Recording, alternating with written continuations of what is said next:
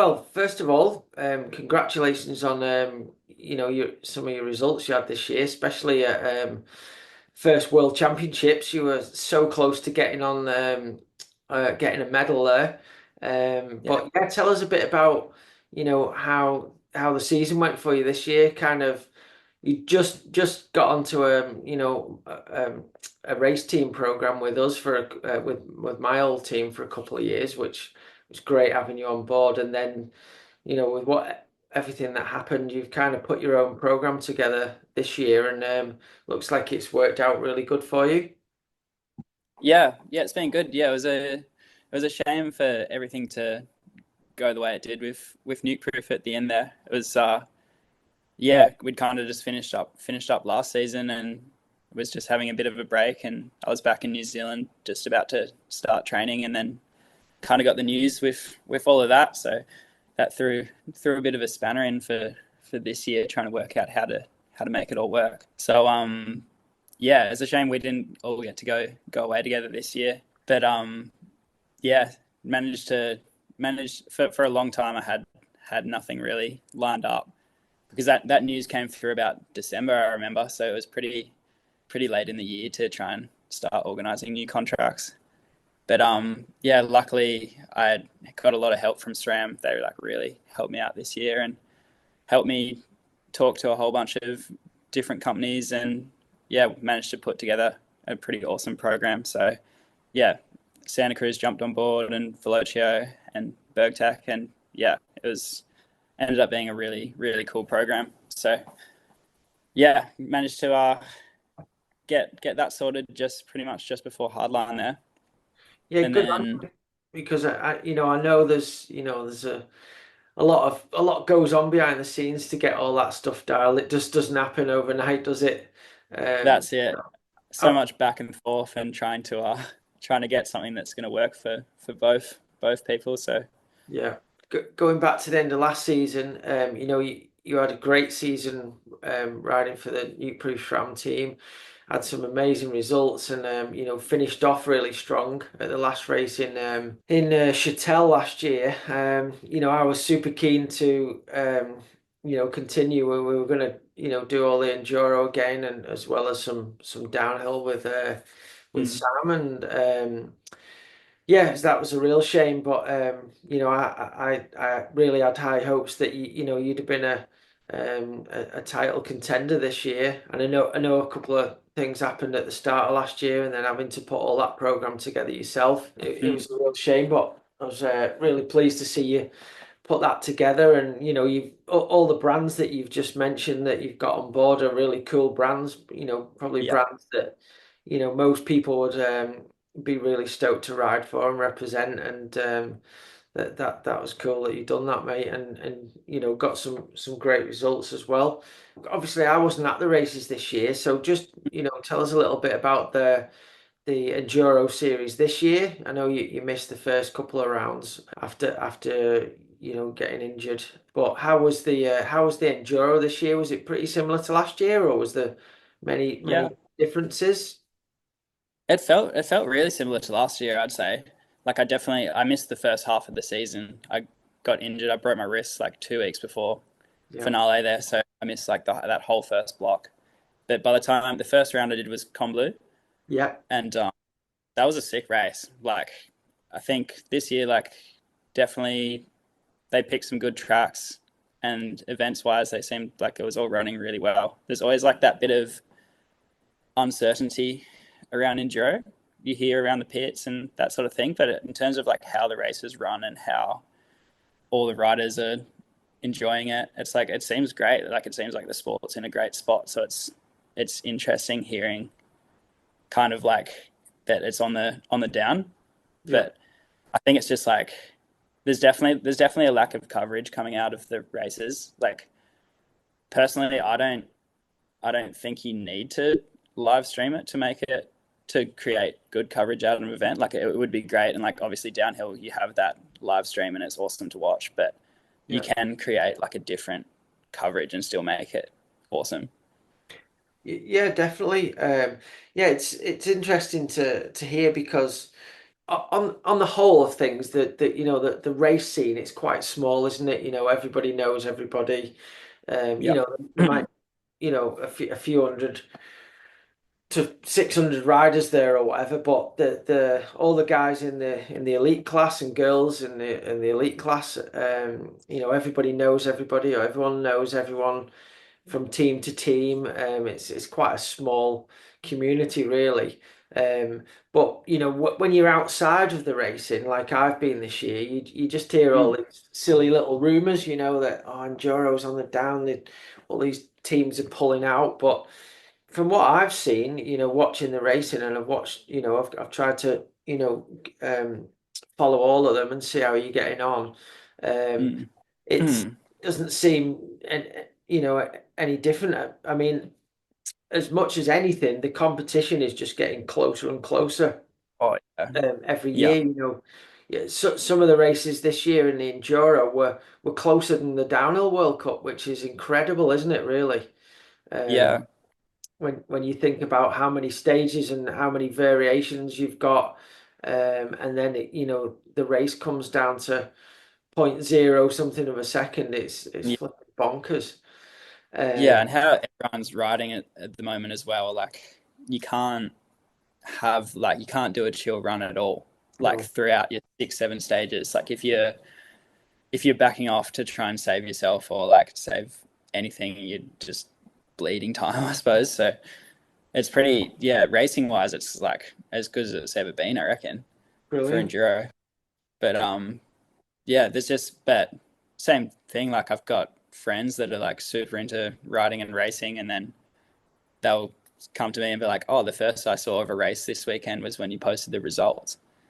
So Right. it's like I Yeah. think just like getting spreading it that there's it's happening, and it's like for such a big event to like not for people that are like quite into riding to not know there's a Yeah. race on is pretty poor. So it's just how you I don't know if that's like something like we as riders need to do a bit more of. I know like Charlie Murray's been doing such a good job there, like Yes. on Yeah. his own Yeah. personal like Instagram and on his YouTube and stuff. So I don't know Yeah. if a bit more of that, and then maybe just like I don't know what the deal is with all those websites at the moment, like Pink Bike and Vital. If they, it seems like there's just less coverage on those ones as well. So I don't know what's happening.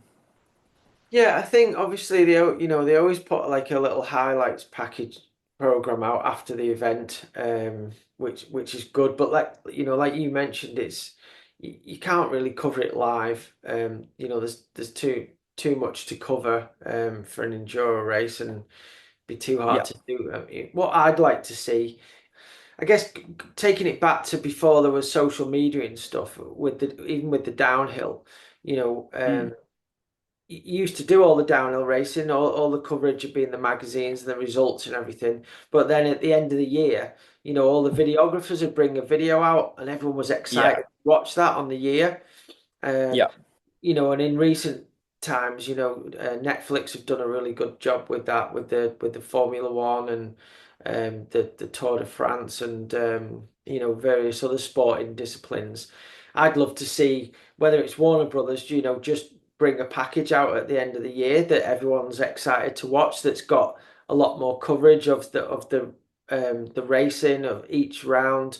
A bit of information on that venue for people to, if they want to go and ride there outside of the races, and then some interviews and maybe visits to your hometowns with all you guys, the top Yeah. riders.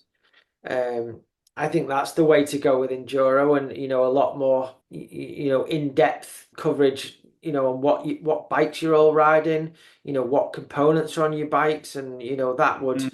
that would help your sponsors, I think, help the bike industry, because people love to know what bikes you're riding, what your setups are, what flipping degree handlebars you've got, how many Yeah. stacks you've got of them. You know the deal. Yeah. Everyone who's sat at work wishing they were doing what you guys are doing, Yeah. that they're interested in doing that. And the enduro bikes are, most enduro bikes and e-bikes are, probably the biggest part of the sales, even over, especially over downhill bikes and cross country bikes. For sure, yeah. And I Um, think on that same, like with the highlights package at the moment, like it's great to have something after the event, but it's like without the kind of like hype you get before the event, like people yeah, just aren't invested in it. Like if you're watching a highlights package after you've already seen the results, you kind of know you yeah, know what's happened, but you're going to be less interested. Whereas like if you can build like a bit more excitement around the event and excitement around like the riders, then people are going to be more interested. And then that's just like I feel like that's the way that you kind of build the sport. But yeah, having like an end of year highlights package or like big big Earth style document. video, Yeah. oh, that thing would be super sick. Yeah, hopefully they'll do something like that because I think that's definitely the way to go with enduro. And like you've just said, build the characters and get the fans to know you guys a bit better from behind the scenes and stuff, and then that'll make them more interested to try and follow the sport the following season. That's what happened with me after I watched the Tour de France Netflix documentary. Then I Yeah, wanted to watch yeah, the Tour de France and follow the characters that I liked in the documentary. yeah, yeah. That's it. So yeah, well, hopefully something like that'll happen, Dan. And so obviously you had some great results this year, especially you started off straight into the top 10 after you'd missed the first two rounds, and then you had some other great results. You mentioned just earlier you nearly podiumed at the World Championships. Tell us a bit more for the kind of privateers out there. Was it Mm. did you think it was harder to compete with the top guys on the full team support, that have got the same people every week looking after them, same mechanics, same familiarity with a pro race team? Was it harder for you or not really? And just trying to get that across to people that might have to be putting their own programs together moving forward. Yeah, yeah, for sure. It was definitely definitely a shock to the system after last year. Like everything everything you needed was sorted when I was on a race team. Like you'd get to the event and I'd just have time to like put my feet up and rest because most of the time you've come from a race previously, so Yeah. you're already coming in tired. And then whereas like this time, I had to like I didn't have a mechanic or anything, so I was like rebuilding my own bikes, washing my own Wow. bikes, everything like that. So it was that's kind of your time management has to be so much better. And it's Sure. like historically, that's probably not something that I've been amazing at. So definitely learned a lot this year how to do that side of things. But yeah, definitely. And with that, I kind of had to pick and choose what I was going to do. Like I'd kind of have enough time. I'd either could rebuild my bike or I could go track walking. So sometimes I'd have to like prioritize certain things over others and be like, okay, well, I can't walk a couple of these stages because I really need to rebuild my bike and get that running dialed. And then same like after a practice day, and especially like I think having team support makes more of a difference when the conditions are horrible. Sure. Like if you're coming back covered in mud and your bike needs some love, Yeah. and that's like after a practice day, and then you have like you pretty much have to like you're tired because you spent all day riding, Hmm. and then you have to go out and like wash all your stuff and get your bike sorted. Whereas like when I was on a team, you'd come back and then maybe give your bike a spray off, but the boys like Matt and JC last year would just like grab your bike and go, and Yeah. you'd like see it until the next morning, and then it would feel like a brand new bike. Yeah. And like that sort of stuff gives you so much confidence Yeah. going into the day. Whereas that was something that was definitely trickier this year, just like managing, trying to balance all of that. Sure. But I was super super lucky this year that Mops was traveling around the circuit, so she helped me out with a whole bunch of coaching this year, Right. and like just volunteered to do it all. Like I paid her in like a few bike parts that I could. So yeah, she just came around and she was like cooking me dinners and lunches Oh, and just brilliant. like around and doing a whole bunch of stuff for me there. So she made a huge difference this year for Yeah. how how that all ran. So yeah, can't thank her enough for that. Oh, And then brilliant. same with like, I was lucky this year where anything like major I needed on my bike, I was like got to pit with SRAM guys as well. So Yeah, they would any like suspension and brakes and stuff they could help me out with, which was super helpful. yeah, yeah. Oh, good. Yeah, I mean, there's a lot going on that you've got enough on your plate just being able to learn the tracks and to to be able to race at the very top level against the guys that have already won championships and are on factory teams. Like you say, you got to wash your bike, flipping look after your bike, and make Mm. sure you've got your food ready, got enough food to eat, and there's a lot that goes into an enduro weekend, isn't there? I'd say there's it seems to me crazy that there's how much support the downhill riders have for the downhill racing, and yet the support, how much more time you're racing in enduro, and how important it is to be fueled up, and Mm. make sure you've ate the right food and the right Yeah, amount of food, and you've got food at hand, and there's a lot to it, isn't there, that sometimes you don't think about at first. for sure. Yeah, and I'm pretty resilient, I suppose. Like in terms of like if something goes wrong, I'm kind of just crack on a bit. Yeah, But when you have so much on your plate, it's very easy to forget something. And there were yeah, definitely like races this year where I'd be like, oh shit, I forgot to like forgot to get myself food, or like I forgot to get a water bottle, and then you'd be like doing stages with like at like a World Series event and you don't have food or water with yeah, you. yeah, The stuff like that, just yeah, like you shouldn't be happening. So by the end of the season, I kind of like got it all a bit more dialed in. But the first few rounds, I was like a bit a bit all over the place. So I was lucky I had a bit of help there. oh, good, good. Well, you're a good dude. I'm sure there's always going to be people that will want to help you. So, um, good. Well, tell us a little bit about the World Championships, because it was the first Enduro World Championships, which was super cool. Yeah. Um, I was trying to follow that on the live timing and stuff, seeing how you boys were getting on. I mean, both you and Corey, that was a teammate of Uh, yours last year, started off super strong. yeah. Um, I know there was it looked like the weather was horrendous when you all first arrived at the venue, and it was looking like it might not even go ahead. And then I guess they had to short a few stages and stuff, did they? Yeah, they did. Yeah. It was a funny old week because we kind of rode practice and then ended up having like 2 days rest in between, which you don't usually get that.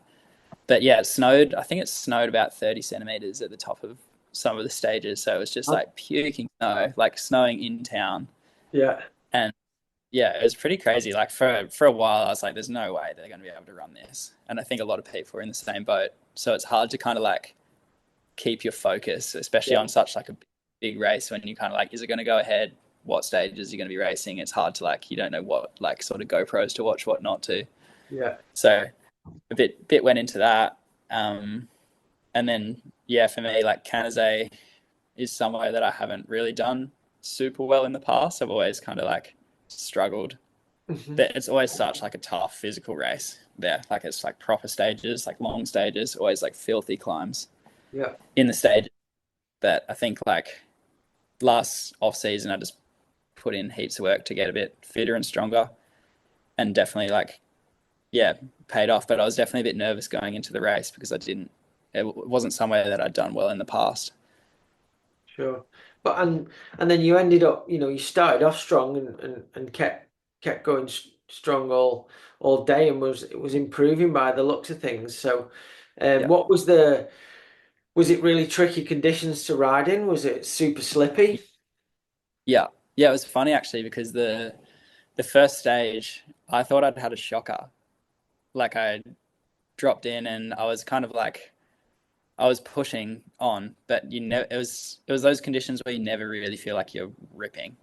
Like you kind of I was making a few mistakes, but I was definitely trying to crack on a bit. And then towards the bottom of the stage, I like tucked my front on a root And then Oh, I like blew through the tape and I had to like jump off my bike and then like run up this little hill oh and like no. jump back, like sort of cross the finish line. And I was just like rolling back down the hill and I was like, oh, damn, like Thought you'd, just lost time then. So, I was like, with that run, I was like, I'd be lucky to be in like the top 20 or so on a stage like yeah, that. And then, yeah, just like got chatting to some people and yeah, they had some results. And I was like, oh, they first of all wouldn't tell me. They're like, oh, we right. won't tell you. Like, how are you doing? And I was like, oh, righto. Like, I must be doing pretty awfully then. Yeah. And then they were like, oh, do you want to know? And I was like, oh, yeah, it'd be good to know. And they're like, oh, you're sitting fourth at the moment. And I was like, after that, I was just like, oh, right. So if that like that, and I'm sitting in fourth, like I'm on for the rest of the day. So Yeah. I think that just gave me a bit of confidence, and then yeah, got up to the top of the next stage and saw Corey up there, and just like went straight up to him and gave him like a big hug, and I was just like, fuck yeah, like, and he was butt. So Yeah. it was pretty cool to like after both of us being on the team last year and then it falling through and then to both be like sitting at that point like top 5 in the world. We were both just like frothing. Like it was so Yeah. cool. So That's the that was a best. sweet moment. Yeah, I was buzzing for you fellas. It was great. I can't remember what I think I was at yeah, that was at a football match, Oh one yeah. one of Harrison's football matches, and I was just looked up to see if the first stage had happened, and I was like, "Holy shit! Look at how good these boys are doing."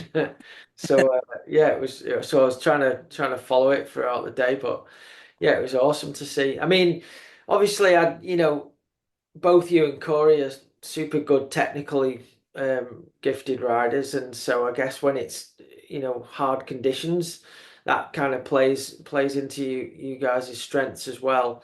Mm. But what was the because I heard a few people moaning this year that some of the venues had some massive pedally sections in, and it had kind of gone backwards, the sport, that it wasn't as downhill orientated as it had been, I guess, from sort of 18 19 17 18 19. Was it a good mix this year, do you think, or was it had it gone one way or the other? I didn't think it was like it wasn't like an unusually physical Okay. season. Well, Yeah. I definitely missed the start, and it sounded like the first few rounds had some like pretty nasty ones. But from Comblu onwards, there was nothing that was like didn't seem like it should have been in. And Okay. especially in the past, like in Canazay, we had that like massive like minute and a half Yeah. that Animal House, which was horrific. So there's nothing this season like that, and I think it's kind of I don't mind it. Like I obviously like I don't love sprinting up hills. No. Like I'd much rather like riffing a trail, but I think like that's some people's strength, Yeah. and I think like it doesn't hurt to put the odd one in every now and then. Mm-hmm. So Mm-hmm. and it kind of creates like a more all-rounded day. I think if every stage is super physical, Yeah. then maybe that might be going in the wrong direction. But then it's Oh, kind of cool, like up to a race and you don't know what you're going to get. yeah. But it's Yeah. like obviously I would prefer like for me like I'd prefer like 6 or 7 just like pure downhill tracks. But Yeah. I think for the sport as a whole, like I think it doesn't hurt to have some physical ones and Sure. people do better on some stages and some on others. So I don't really mind it at all. Yeah. Cool. And so, did you carry on looking at the results after each stage throughout at Worlds? Yeah, I'm definitely someone that checks the results. I think that like I don't think seeing a result ever Isn't hinders it? me, I suppose. Like if I see I'm doing well, then it gives me confidence, and if I see that I'm doing not so well, it like gives me a boost to be Yeah. like a bit of a kick up the ass to crack on. Yeah. So it's like I don't see it as a bad thing, but I think the pressure definitely can if you do start doing well, like going like I think that's one of the hard things about enduro is like you might be doing well you might be sitting like really well at the start of the day, but then you have to like continually do well on each stage because it's like one poor stage and then you're like way back. Yeah. So Yeah. and it's like one stage can like throw away your whole weekend result wise. So Yeah. it's but yeah, I think like I don't mind checking the results.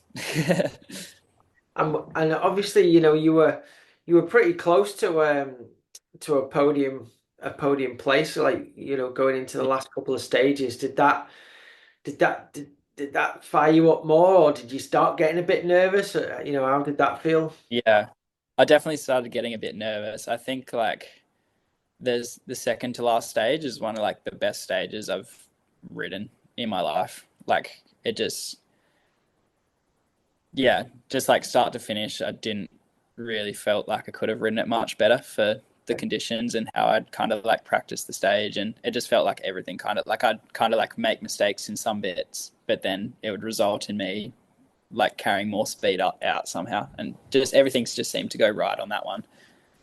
So, but then the last stage, like we had a bit of time before the last stage, and definitely started to because I must have been I think I was only like 2 or 3 seconds off a medal at that point. So I knew it was like it was possible. So definitely started to get a bit nervous. And I think because of that, I think I overrode the top of the last stage.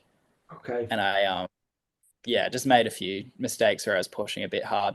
But enduro's funny like that too, because sometimes like you're better off pushing too hard and making a few mistakes than undercooking it. So, but yeah, I had one there was one section in the middle of that stage where I kind of just like ran wide off the track, and then I tried to like push a bit harder, and then I like hit a tree and came to a stop, and then I was like, okay, like just Yeah. take a breath and go again. And I think like that kind of reset, and then I rode the bottom of the stage well. So Okay. Yeah. yeah, definitely, the Yeah. pressure definitely does get to you a bit.